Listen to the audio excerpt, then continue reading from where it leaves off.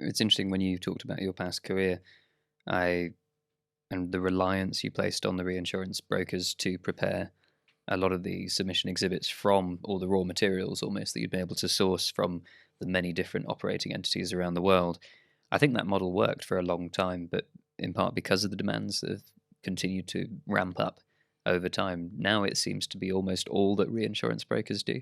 and I don't think that's what ceded re teams necessarily want to be the only thing that they do. I We've heard anecdotally over the past couple of renewal seasons brokers going back to their clients and saying, look,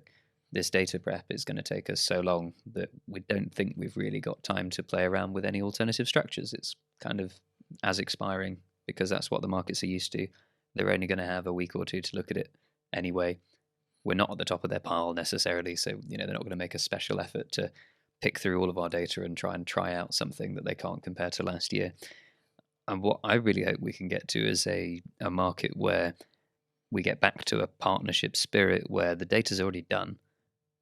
by the time the cedent talks with their broker about what they want to protect, by the time the broker goes out to the reinsurers and figures out, what's a really good structure we can come up with together to accommodate what you want and what the cedent wants. That's, I think, what's missing at the moment in a market just completely consumed by manual data work. And something that I think